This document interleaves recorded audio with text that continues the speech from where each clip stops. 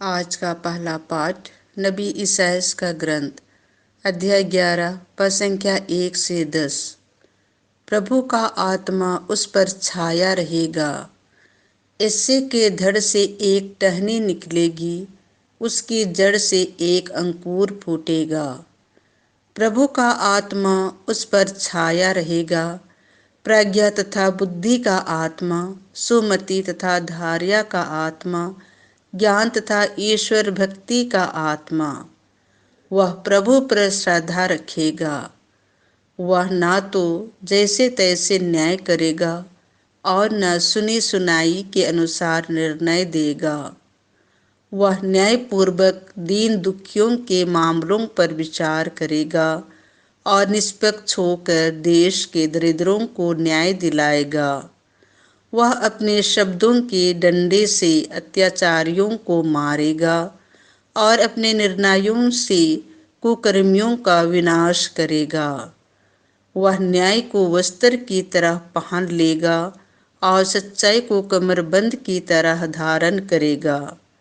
तब भेड़िया मेमने के साथ रहेगा, चीता बकरी की बगल में लेट जाएगा, बछड़ा तथा सिंह शावक साथ साथ चरेंगे और बालक उन्हें हाँक कर ले चलेगा।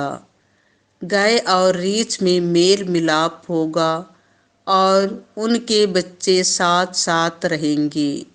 सिंह बैल की तरह भूसा खाएगा, दूधमुहा बच्चा नाग के बिल के पास खेलता रहेगा और बालक करायत की बावी में हाथ डालेगा।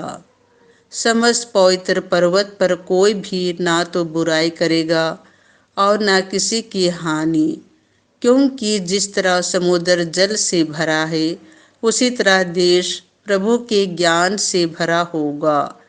उस दिन इससे की संतति राष्ट्रों के लिए एक चिन्ह बन जाएगी। सभी लोग उसके पास आएंगे और उसका निवास महिमामय होगा। यह प्रभु की वाणी है। संत लुकस के अनुसार पवित्र सुसमाचार अध्याय 10 पद संख्या 21 से 24। यीशु पवित्र आत्मा से परिपूर्ण होकर आनंदित हो उठे। यीशु ने पवित्र आत्मा से परिपूर्ण होकर आनंद के आवेश में कहा, हे पिता, हे स्वर्ग और पृथ्वी के प्रभु, मैं तेरी स्तुति करता हूँ, क्योंकि तूने इन सब बातों को ज्ञानियों और समझदारों से छिपाकर मेरे बच्चों के लिए प्रकट किया है। हाँ पिता, यही तुझे अच्छा लगा। मेरे पिता ने मुझे सब कुछ सौंपा है। पिता को छोड़कर यह कोई भी नहीं जानता कि पुत्र कौन है, और पुत्र को छोड़कर यह कोई भी नहीं जानता कि पिता कौन है। केवल वही जानता है जिसके लिए पुत्र उसे प्रकट करने की कृपा करे।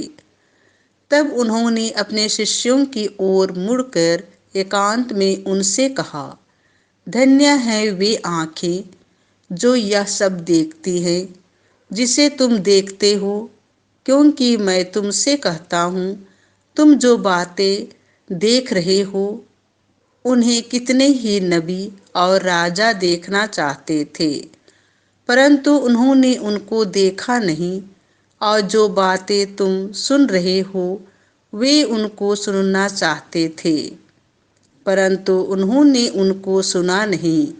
यह प्रभु का सुसमाचार है।